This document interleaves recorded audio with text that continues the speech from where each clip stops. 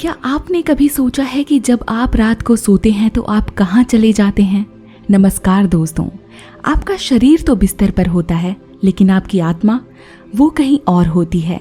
एक ऐसी दुनिया में जहाँ वक्त का कोई मतलब नहीं, जहाँ अचानक सब मुमकिन लगने लगता है। कभी आप उड़ रहे होते हैं, कभी ऐसे लोगों से मिलते हैं जो सालों पहले इस दुनिया से जा चुके होते हैं। कभी आप डरते हैं और कभी मुस्कुराते हुए जागते हैं। क्या ये सब सिर्फ एक सपना है? नहीं, ये है आपके अंदर का ब्रह्मांड। हाँ, एक पूरा ब्रह्मांड, ठीक उसी तरह जो ऊपर आकाश में फैला है, अनंत, रहस्यमयी, शक्तिशाली। बस फर्क इतना है कि वो बाहर है और ये आपके भीतर। आज मैं आपको एक यात्रा पर ले जाने वाली हूँ, उस दुनिया की ओर जो बाहर से नहीं, भीतर से शुरू होती है। उस जगह की ओर जहाँ आपकी सबसे गहरी इच्छाएं, सबसे छिपे हुए डर और सबसे बड़े सपने छुपे हुए हैं। उस जगह की ओर जिसे हम अवचेतन मन कहते हैं। जब हम अवचेतन की बात करते हैं तो ये कोई साधारण मनोवैज्ञानिक शब्द नहीं है। ये उस विराट प्रणाली का नाम है जो हर पल हमारी धड़कनों, सांसों, आदतों, फैसलों और भावनाओं को संचालित करती है, बिना हमें बताए, बिना हमसे पूछे। जैसे एक ब्रह्मांड में अनगिनत तारे, ग्रह और आकाश गंगाएं होती हैं, वैसे ही हमारे अवचेतन में होते हैं विचार, यादें, भावनाएं, धारणाएं, आदतें और वो सब कुछ जो हमने जीवन में कभी देखा, सुना, महसूस किया या सोचा। हर विचार जो आपने 2 सेकंड के लिए भी सोचा, हर अनुभव जो बचपन में आपके साथ हुआ, हर डर, हर भरोसा, हर सपना, ये सब वही है आपके अंदर। और ये सिर्फ एक थ्योरी नहीं है, ये विज्ञान है। न्यूरोसाइंस कहती है कि हमारे मस्तिष्क का लगभग 95% हिस्सा अवचेतन रूप से काम करता है। सोचिए, हमारे 95% कार्य, फैसले, प्रतिक्रियाएं बिना हमें पूरी तरह महसूस किए ही हो जाती हैं। हम सुबह उठते हैं, ब्रश करते हैं, कपड़े पहनते हैं, फ़ोन चेक करते हैं और ये सब इतनी सहजता से होता है कि हमें लगता है कि हम सोच कर रहे हैं, लेकिन असल में ये सब स्क्रिप्ट पहले से हमारे भीतर लिखी होती है। ये है अवचेतन की ताकत। जैसे ब्रह्मांड के नियम होते हैं, गुरुत्व आकर्षण, गति, ऊर्जा संरक्षण, वैसे ही आपके अवचेतन के भी नियम होते हैं। लेकिन इन नियमों को स्कूल में नहीं सिखाया गया। कोई किताब आपको नहीं बताती कि जब आप बार बार अपने बारे में नकारात्मक बातें सोचते हैं, जैसे मैं काबिल नहीं हूँ या मेरे साथ तो हमेशा यही होता है, तो आप अपने अवचेतन ब्रह्मांड में क्या भेज रहे हैं? आप एक तरह का सिग्नल भेज रहे हैं, और ये ब्रह्मांड, वो बाहर वाला भी और आपके भीतर वाला भी, चुपचाप उस सिग्नल को सुन रहा होता है। अगर आप सोच रहे हैं कि ये सिर्फ अध्यात्म की बातें हैं, तो मैं आपको बताती हूँ, न्यूरोसाइंस भी अब इस दिशा में काम कर रहे हैं। हमारे प्राचीन ग्रंथ भी यही कहते हैं। उपनिषदों में एक वाक्य है, यद भावम तद भवति, जैसा भाव वैसा भव। मतलब जो भाव आप बार बार अपने भीतर महसूस करते हैं, वही आपका भविष्य बनता है। तो आधुनिक विज्ञान और प्राचीन ज्ञान दोनों यही कह रहे हैं कि आपके अंदर का ब्रह्मांड यानी अवचेतन ही आपकी बाहरी दुनिया की दिशा तय करता है। आपने कभी महसूस किया है कि जब आप बहुत दुखी होते हैं तो पूरी दुनिया आपको बोझिल लगने लगती है, और जब आप बहुत खुश होते हैं तो वही दुनिया रंगीन? ऐसा इसीलिए होता है क्योंकि आपकी भावनाएं आपके अवचेतन की तरंगें होती हैं, और ये तरंगें ही ब्रह्मांड को संकेत भेजती हैं कि आपको किस तरह के अनुभव चाहिए। जब आप हर बार कहते हैं मेरे पास पैसे नहीं हैं, तो अवचेतन उसे एक सच की तरह ग्रहण करता है और वही रियलिटी आपके लिए दोहराता है। लेकिन जब आप कहते हैं मेरे पास जो है उसके लिए मैं आभारी हूँ, तो ये एक नई तरंग भेजती है, एक नई ऊर्जा पैदा करती है जो अबंडेंस को आकर्षित करती है। हमारे भीतर एक ऐसी शक्ति है जो हमारी सोच से भी परे है। ये शक्ति कोई भगवान नहीं, कोई रहस्यमयी शक्ति नहीं, बल्कि हमारी चेतना का वो हिस्सा है जिसे हम भूल गए हैं, जिस पर धूल जम गई है, लेकिन जो आज भी वही है, हमारे भीतर हर सवाल का जवाब लिए हुए। कल्पना कीजिए कि आप एक जहाज पर हैं, एक विशाल समुद्री जहाज। लहरें उठ रही हैं, आसमान कभी नीला है, कभी बादलों से ढका हुआ, और आप इस जहाज के कप्तान हैं। आपके हाथ में नक्शा है, आपकी आंखें दूर क्षितिज पर टिकी हैं। अब सोचिए, इस जहाज को चलाने का असली काम कौन कर रहा है? बिल्कुल, नीचे जहाज के अंदर दर्जनों लोग, इंजीनियर, नाविक, मशीनें बिना रुके काम कर रही हैं। कोई नहीं पूछता कि मंजिल अच्छी है या बुरी, बस आदेश मिलते हैं और काम शुरू हो जाता है। ये पूरा सिस्टम आपके अवचेतन जैसा है, और आप हैं आपका चेतन मन, जो सोचते हैं, जो निर्णय लेते हैं, आदेश देते हैं। अब सवाल ये है कि आप किस दिशा में अपने जहाज को भेज रहे हैं। जहाज के कैप्टन के रूप में मान लीजिए आप बार बार कहते हैं, हमें डर लग रहा है, ये तूफान हमें डुबा देगा, या हमें मंजिल नहीं मिलेगी।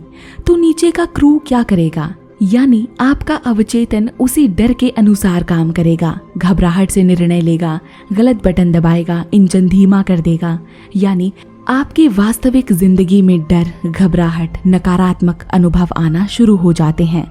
लेकिन अगर कैप्टन कहे, हम तूफान को पार कर लेंगे, या मुझे अपने जहाज और टीम पर भरोसा है, तो पूरा सिस्टम उसी के अनुसार काम करेगा और सबसे खराब परिस्थितियों में भी स्थिरता और समाधान ढूंढेगा। अगर हम अपनी असल जिंदगी में कुछ उदाहरणों की बात करें तो परीक्षा का डर सबसे पहले। अगर एक छात्र बार बार सोचता है मैं फेल हो जाऊंगा, तो अवचेतन उस डर को सच्चाई मान लेता है और परिणाम स्वरूप शरीर में तनाव पैदा होता है, नींद नहीं आती, फोकस नहीं बनता, और वही होता है जिसका डर था।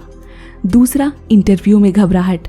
अगर कोई कहता है मैं अच्छे से नहीं बोल पाऊंगा, तो अवचेतन उससे आदेश मानकर घबराहट, हकलाना, पसीना सब उत्पन्न कर देता है। तीसरा, रिश्तों में हिचकिचाहट। अगर किसी को लगने लगे मैं प्यार के लायक नहीं हूँ, तो अवचेतन वही अनुभव पैदा करता है, गलत लोग, टूटे हुए रिश्ते, अकेलापन। इसका मतलब ये नहीं कि आप हर समय सकारात्मक ही सोचें। इसका मतलब है आप जो भी सोच रहे हैं वो आपके अवचेतन में बीज की तरह बो रहे हैं। इसीलिए हर शब्द, हर सोच एक आदेश है। आपका जहाज यानी अवचेतन हर पल आपके आदेश का पालन कर रहा है। आप जो कहते हैं मैं कर सकती हूँ या मैं नहीं कर सकती, दोनों ही बातें आपके अवचेतन के लिए एक जैसे कमांड हैं। फर्क बस इतना है कि आप कौन सा बटन दबा रहे हैं। अब जब आप समझ चुके हैं कि हमारा अवचेतन एक ब्रह्मांड है और सारा चेतन मन उसका कैप्टन है, तो सवाल ये है कि इस जहाज को सही दिशा में कैसे लाया जाए, इस ब्रह्मांड से कैसे बात करें ताकि वो हमारी बात माने और वो सब दे जो हम सच में चाहते हैं। आज मैं आपको कुछ बेहद असरदार तरीके बताने वाली हूँ, आसान, जमीनी और समय की कसौटी पर खरे उतरे हुए। ये तकनीकें सिर्फ किताबों या भाषणों में नहीं, बल्कि दुनिया भर की संस्कृतियों में इस्तेमाल की जाती रहीं, भारत से लेकर जापान तक और अमेरिका से लेकर सूफी दरगाहों तक। भारत की परंपरा में संकल्प का बहुत महत्व है। कोई भी पूजा, व्रत या साधना तब तक पूर्ण नहीं मानी जाती जब तक संकल्प न लिया जाए। संकल्प क्या है? यानी एक स्पष्ट, सच्चे मन से लिया गया भाव कि मैं ये करूंगी, मैं ये हूँ। जब कोई साधक ध्यान में बैठता है तो वो सबसे पहले अपने मन को शांत करता है और फिर एक संकल्प करता है, जैसे मैं पूर्ण स्वस्थ हूँ, मुझे ब्रह्म ज्ञान की प्राप्ति हो, मैं अपने जीवन को सेवा के लिए समर्पित करती हूँ। और फिर वो हर दिन उस भाव के साथ ध्यान करता है। यही प्रक्रिया धीरे धीरे उस संकल्प को उसके अवचेतन में रोप देती है। आज अगर आप अपने सपनों को साकार करना चाहती हैं तो सबसे पहले एक स्पष्ट और सकारात्मक संकल्प करें। उसे लिख लें, बोलें और हर दिन महसूस करें, जैसे मैं आत्मविश्वासी हूँ, शांत और रचनात्मक हूँ, मेरे पास वो सब कुछ है जो मुझे अपने लक्ष्य तक पहुँचने के लिए चाहिए। जापान में एक सिद्धांत है काइजन, जिसका मतलब है धीरे धीरे लेकिन लगातार सुधार। इसका मतलब है कि आप एक दिन में सब कुछ बदलने की कोशिश ना करें, बस हर दिन एक छोटा सा कदम उठाएं। अगर आप एक आत्म संशय से जूझ रहे हैं तो हर दिन 1 मिनट के लिए खुद को आईने में देखकर बोलिए, मैं अपने आप को स्वीकार करता हूँ या करती हूँ। अगर आप आर्थिक परेशानियों में हैं तो हर दिन 1 रुपये बचाइए और शुक्रिया कहिए, मैं समृद्धि की ओर बढ़ रहा हूँ। काइजन हमें सिखाता है कि स्थायी बदलाव एक एक कदम से आते हैं, ना कि किसी बड़े धमाके से। अब बात करते हैं आधुनिक मनोविज्ञान की 2 सबसे असरदार तकनीकों की, अफर्मेशन एंड विजुअलाइजेशन। अफर्मेशंस होते हैं वो सकारात्मक वर्तमान काल में कहे गए वाक्य जिन्हें बार बार दोहराया जाता है ताकि वो हमारे अवचेतन में गहराई से उतर जाएं। उदाहरण के लिए, मैं हर परिस्थिति में शांत रहती हूँ, मुझे खुद पर पूरा भरोसा है, मैं सफलता की तरफ बढ़ रही हूँ। अफर्मेशन सिर्फ बोलने से नहीं होता, इसे महसूस करना होता है। जब आप बोलें तो अपनी आंखें बंद कर लें और उस भावना को भीतर महसूस करें जैसे वो सच में हो रहा हो। विजुअलाइजेशन क्या है? ये एक मानसिक चित्रण की कला है, यानी अपने लक्ष्य को इस तरह देखना जैसे वो अभी अभी पूरा हो गया हो। उदाहरण के लिए, अगर आप किसी इंटरव्यू में सफलता पाना चाहते हैं तो हर रात सोने से पहले ये कल्पना करें, आप कॉन्फिडेंस के साथ इंटरव्यू दे रहे हैं, सामने वाले मुस्कुरा रहे हैं, आप चयनित हो चुके हैं और घर लौटकर अपने परिवार को गले लगा रहे हैं। इस पूरी तस्वीर को महसूस कीजिए, उसकी आवाज़, उसकी खुशबू, उसका भाव। सूफी परंपरा में भावनाओं का बहुत महत्व है। सूफी संत कहते हैं, खुदा तक पहुंचने का रास्ता तर्क से नहीं, प्रेम और संगीत से होकर जाता है। उनकी साधना में तर्क नहीं, भावना होती है, शब्द नहीं, धड़कन होती है। सूफी दरगाहों में लोग नाचते हैं, गाते हैं, रोते हैं, क्योंकि वो जानते हैं कि अवचेतन को छूने का रास्ता मन नहीं, दिल से जाता है। आप भी जब अवचेतन से बात करें तो उसमें भाव हो, सिर्फ शब्द ना हो, क्योंकि कोई भी अफर्मेशन तब तक असर नहीं करता जब तक उसके साथ सच्ची भावना ना जुड़ी हो। हमारे अवचेतन को मैं एक जादुई बगीचा मानती हूँ। इस बगीचे में हर दिन कुछ न कुछ बोया जा रहा है। आपकी बातें, आपके विचार, आपके अनुभव, आपकी भावनाएं, सब इसमें बीज की तरह डाल दिए जाते हैं। इसमें कोई सेंसर नहीं है, कोई फिल्टर नहीं है। जो आप कहते हैं वो इसकी मिट्टी में मिल जाता है और ये बगीचा बहुत वफादार है। आपने जो डाला आपको वही लौटा कर देगा। अब सोचिए कि अगर बचपन में किसी ने आपको बार बार कहा हो तू बेकार है, या लड़कियां ये काम नहीं कर सकती, या आपने देखा हो कि घर में हमेशा पैसों की तंगी है, तो ये अनुभव आपके अवचेतन में बीज की तरह गिरते हैं और वो इन परिणामों को उगाने लगता है। जैसे, मेरे साथ कुछ अच्छा नहीं हो सकता, मैं काबिल नहीं हूँ, पैसे कमाना मुश्किल है। फिर क्या होता है? आपकी सोच, आपकी पसंद, आपके फैसले सब उसी नकारात्मक जड़ से निकलते हैं। आप बार बार उन्हीं स्थितियों को अनुभव करते हैं जो आपके भीतर पहले से बोए हुए हैं। ये वही स्थिति है जिसे हम सेल्फ सबोटेज यानी आत्म तोड़फोड़ कहते हैं। सेल्फ सबोटेज तब होता है जब आप कॉन्शियसली कुछ अच्छा चाहती हैं, जैसे सफलता, प्यार, सम्मान, लेकिन आपका अवचेतन मान चुका होता है कि आप इसके लायक नहीं हैं। तब आप जानबूझकर नहीं लेकिन अनजाने में वो काम करने लगते हैं जो आपको उसी चीज़ से दूर कर दे। जैसे अच्छी नौकरी मिलने वाली होती है, आप इंटरव्यू मिस कर देते हैं। कोई अच्छा रिश्ता शुरू होता है, आप शक करने लगते हैं। पैसा आने लगता है, आप फालतू खर्चों में उड़ा देते हैं। ये सब उस अवचेतन के बीजों का नतीजा है जिन्हें आपने खुद नहीं चुना, लेकिन जिनकी देखरेख आपने अब तक नहीं की। अब मान लीजिए कि आप धीरे धीरे जागरूक हो जाते हैं। आप समझने लगते हैं कि आपके भीतर कौन कौन से बीज उग रहे हैं। तब क्या होता है? तब आप अपने अवचेतन के बगीचे के माली बन जाते हैं। आप पुराने, सूखे, कांटेदार पौधों को उखाड़ना शुरू करते हैं, यानी बचपन की धारणाओं पर सवाल उठाना, समाज की नकारात्मक परिभाषाओं को बदलना, खुद के प्रति करुणा और सम्मान की भावना पैदा करना। अब आप चुनते हैं कि नए बीज क्या होने चाहिए। मैं काबिल हूँ, मुझे प्यार और सम्मान मिलना स्वाभाविक है, मेरे लिए सफलता आसान और स्वाभाविक है।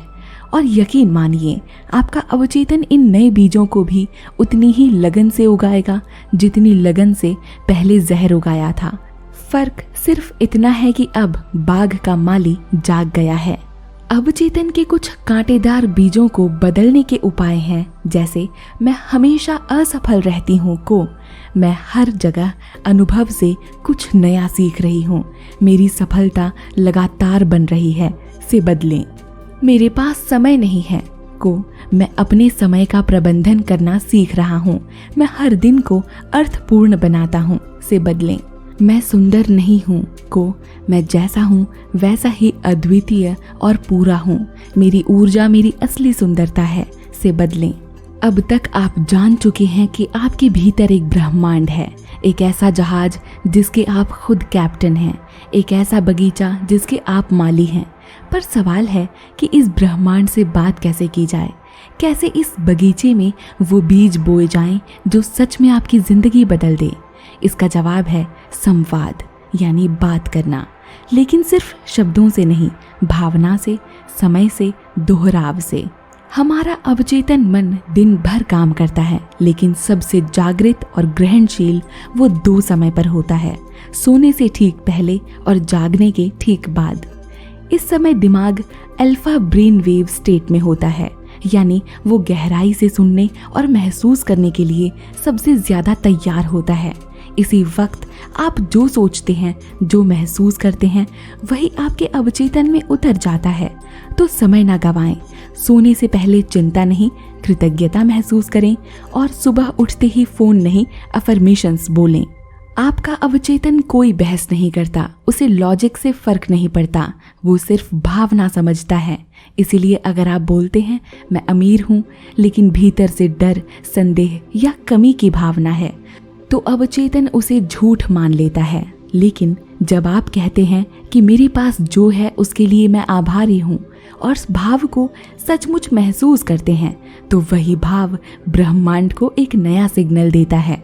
अवचेतन के लिए कोई भविष्य नहीं होता, ना ही अतीत, वो सिर्फ अब को समझता है। इसीलिए हमेशा वर्तमान काल में अफर्मेशंस बोलें। मैं सफल बनूंगी नहीं, मैं सफल हूँ। एक दिन मैं आत्मविश्वासी बन जाऊंगी नहीं, मैं आत्मविश्वासी हूँ। जब आप वर्तमान काल में बोलते हैं तो आप एक तरह से अवचेतन को आदेश दे रहे होते हैं, जैसे कि वो चीज़ पहले से सच है। एक बीज को पौधा बनने में समय लगता है, वैसे ही एक विचार को हकीकत बनने के लिए दोहराना पड़ता है, बार बार, प्यार से, सब्र के साथ।